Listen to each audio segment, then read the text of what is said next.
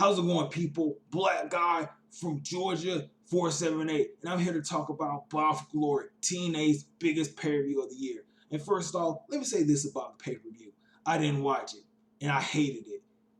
I know that doesn't make any sense, but I don't like the pay-per-view.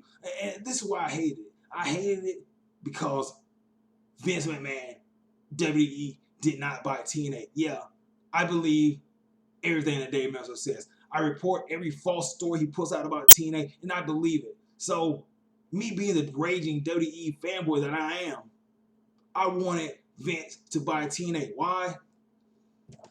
No reason. I just wanted him to buy it. Move out of the way, cat. You're my shot, and I'm the star.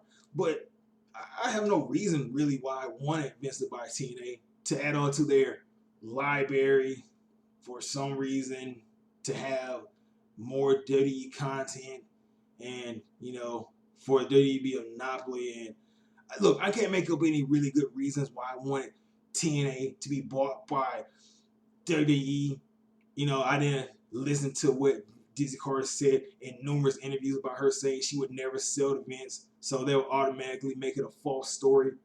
But I just ride every day Meltzer's story.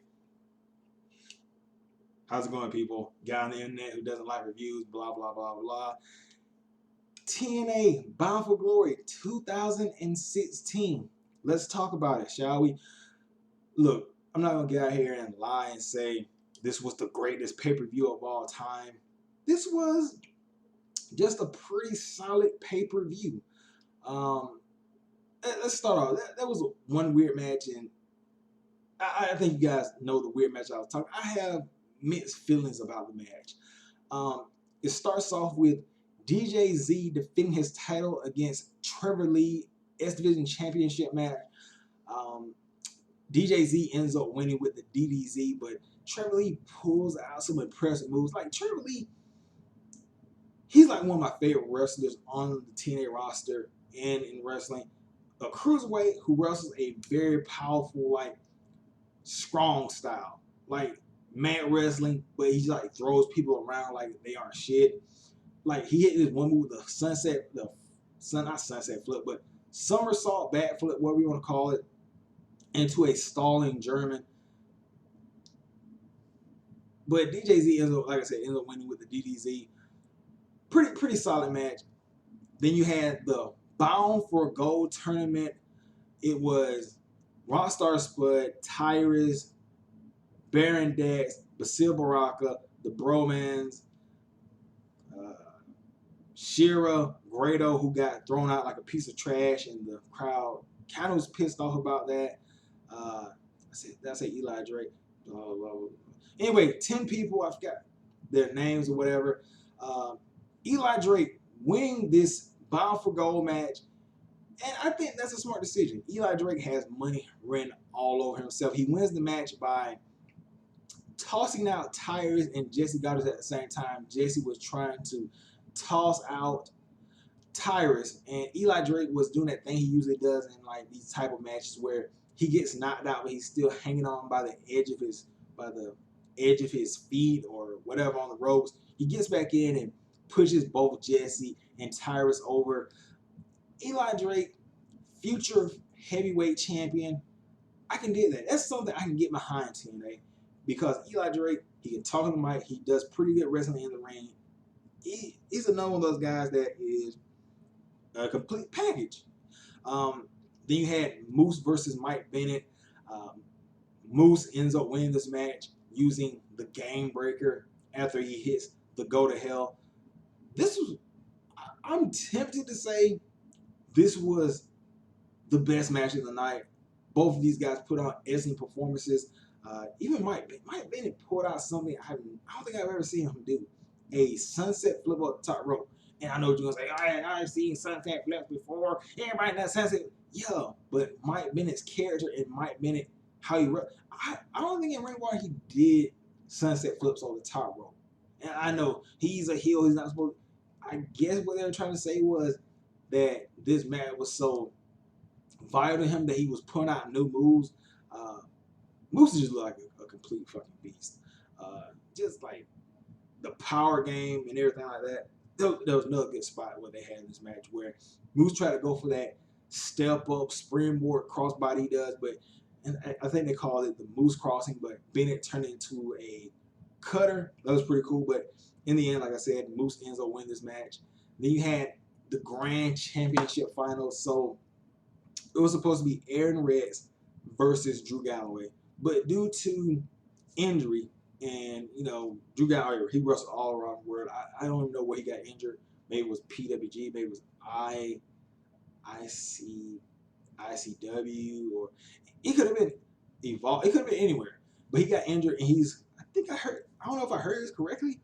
I think he's gonna be out for an entire year. Is that true? Like, somebody let me know. But his replacement was Eddie Edwards, and they did this match. Usually, Grand Championship matches are 3 minutes for 3 rounds, but this time they upped it, just like in UFC, 5 minutes for 3 rounds. First round going to Eddie Edwards. Second round going to Erin, who just completely dominated the second round using a lot of sprites and everything like that. Then the third match was sort of, mixed and everything like that. Erin ends up winning by split decision. It went to the judges. They went 2-1 for Erin. I know a lot of people, they're gonna say this. Well, it's another WWE former guy winning a TNA belt. Look, the storyline was Eli was got a little dryness in the throat. Pause. The storyline was Drew, Erin Rex. They were supposed to meet in this Grand Championship final. Things happened, and look, it would have been cool for Eddie Edwards to win, but some things would have had to happen. Either Eddie Edwards would have turned heel, or Erin, or like, I don't even know, like, it wouldn't have made sense for Eddie just to win it now. I know he's a better athlete than Erin, but it just wouldn't make, like, he wins it on a substitute. Well, it maybe would have been better if after the match, when Erin wins, and Edward, he's like, man, I keep losing the big matches. I don't know what's going on. And he attacks Erin turning heel. Okay, then after a while, you have a feud between Rex and Eddie. And then you have Eddie Edwards winning. I just don't get it where you can go from WWE, and now if you go work anywhere else, WWE, they own your soul. Everything you do, you're connected to WWE. You can't escape them. You're a WWE guy. Why are you winning championships? Why are you doing such good things? And come back to we own you. We need you. What kind of? I don't even understand it. Good match between both of the guys. Erin, I know a lot of people, like, he's Damian Sandow from WWE. You look at him in TNA and WWE, it's 2 different people in terms of style and look. Erin in TNA, they're trying to build him as this Scragger type brawler guy in the ring, whereas in WWE he was smart guy, joke, back to the smart guy, back to the joke, and he was still kind of a joke as a bad guy. Anyway, then you had the Great War, Decay versus House Hardy. Look, it started off good. In-ring stuff, like, I was like, where's the Great War? What are they gonna do? Is it gonna be like no rules, like no this, like what's gonna happen here? They wrestle for a little bit and then they go to the bag. And look, this is where I might get a little hate. I did not like this match. The stuff backstage was stupid. Like, I'm watching it. Look, okay. Matt Hardy was stuck with Abyss and Rosemary was not stupid. It was kind of cool. Had Matt Hardy throwing fireballs and Rosemary and Abyss jacking the truck. Abyss and Matt Hardy fighting on the back of the truck. The Jeff Hardy stuff where he's like this new, I don't know what character that is. I mean, he's talking fast like Boomhauer and he's fighting. I was just looking at it like, it's okay, but I'm kind of like confused. Like, why? Like, that's the kind of feel like, I don't know. Like, the Matt Hardy stuff with Abyss is cool because it seems like they're really fighting. They really hate each other. It's a great war. They're fighting from the stage to Universal Studio to the street. They stole my truck. They're fighting on the back of that shit. And I'm like, damn. And then you go back to Crazy Steve versus Jeff, and it's like Comedy Central, throwing pumpkins from nowhere. Like, then he turns into Willow. Like, I had like Willow, but then he goes in the. It was just confusing. And then they get back outside. I mean, back into the ring, and I had technical difficulties. So I caught the end of the match where Reby, she came out after getting sprayed in the face by all three members of the cage. She came back and she powerbombed Rosemary off of the apron into a table. And then Jeff Hardy climbs up to the top rope. What the fuck am I talking about? He climbs up to the top of the ladder and swanton bombs Jeff Hardy. He swanton bombs Rosemary and Crazy Steve, who were both positioned on tables, and pins Crazy Steve for the victory. And House Hardy, the Hardys are two-time TNA Tag Team Champions.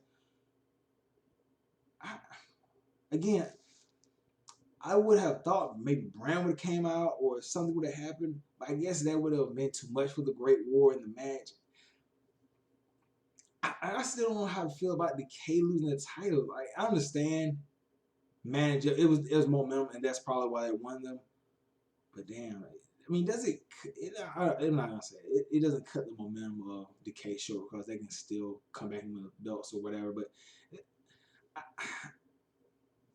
this match, it was just man for me. I did not. I don't know, man. Like, I did not enjoy the Great War. Like, I think that was probably the worst match on the card. It's just my opinion.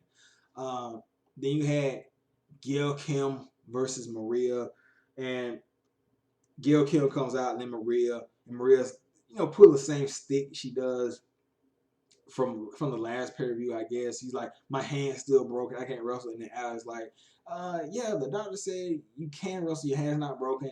Match happens, and Maria's just pretty much doing heel bullshit to try to infuriate Gail. Miracle comes out, tries to get involved. He gets kicked in the face. But then Gail Kim takes over after Allie, Miracle comes out and throws Maria's cast back in, allowing Maria to get hit with Maria to hit Gail with the cast. But Gail kicks out, and then Maria asks for the cast again. Allie throws it, but overthrows it, and Gail Kim starts kicking her ass, and Gail Kim wins the match with the eat defeat. Look, I understand people. Like, when people say Gail Kim is the John Cena of the division. First of all, you're fucking stupid. She's lost more matches than John Cena. Like, John Cena has like a 90-something win percentage. Like, I know wins don't matter because it's made of sports. But anyway, she's a 6-time champion. She's not even the first 6-time champion at the knockout. Like, it's Angela Love. And she's a pretty damn good wrestler. I think it's like she goes every 2 years where it's the main event. I get this. You want the new knockouts like the Laura Van Nesses, the Alleys, the Jays, the Marty Bells to be in the spot where Gail Kim is. Yeah, I get that. I get that. But the storyline was built between Maria and Gail in this one block match. Do I want to see this every year? Gail, Kim, and Bound for Glory? Not really. But for this time, it was just passable. So Gail Kim, when she leaves, Miracle's like, it's not supposed to happen like that. Honey, shake it off, blah, blah, blah. I'm hijacking Bound for Glory. There's not anything anybody can do about it. Out comes Cody Rhodes to some damn impressive theme music. And it's like, it starts off, there's more than one royal family in pro wrestling.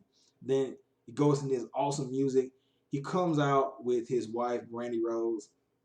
They have a face-off against Miracle and Maria. And Maria gets in Cody's face, and then Brandy beats her up. And then Cody hits the disaster kick on the Miracle, and Cody and Brandy stand tall in the ring. I like this debut. I was thinking they were going to debut Cody in a match against, like, my biggest fear, I was thinking, oh my God, they're going to have Cody Rhodes versus Eli Drake and have Eli Drake lose. I seriously thought that was going to happen.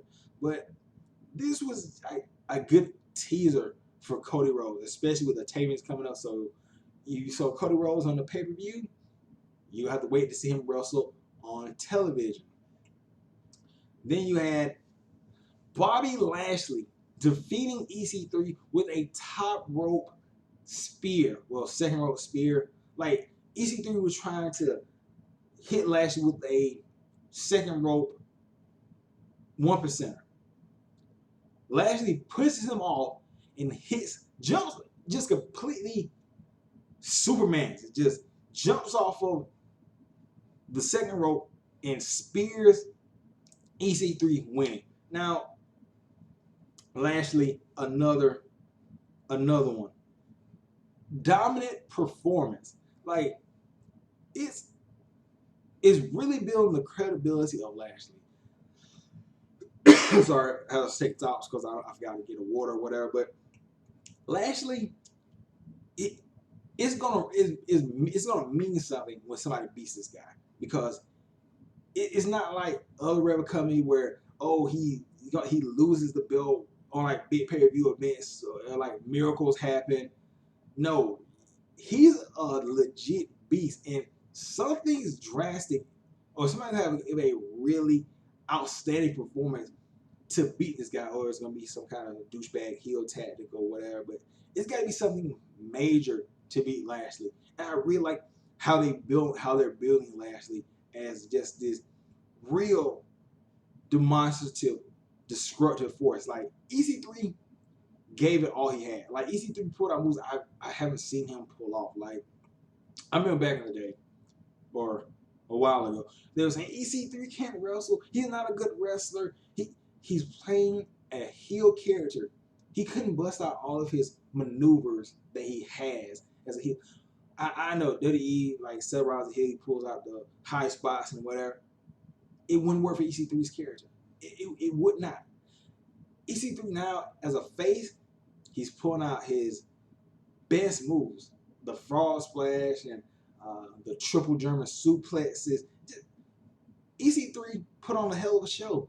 A hell of a match.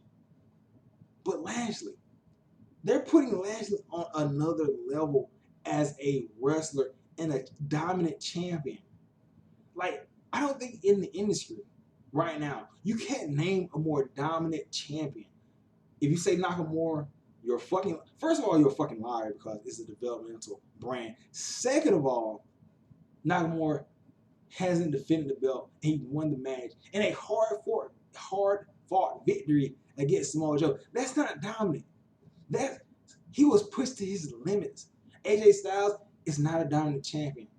He had to kick Ambrose in the nuts. He had to kick Dean Ambrose in the nuts. Is that dominant? When's kicking people in the nuts dominant? I don't know who the IWGP Heavyweight Champion is. It's probably who's that guy with the golden shit in his hair? Anyway, he's not fucking dominant. He loses sometimes, and like he has back. He's not Lashley dominant as a champion, and it's believable. You put anybody in the ring against Lashley, you're like, man, that motherfucker can't beat Lashley. You just so to any other guy, man, he probably be beaten. Lashley, I don't know, man. That shit like I like that. So I don't know who they're not been there for Cody Rhodes because he's only be there like until December.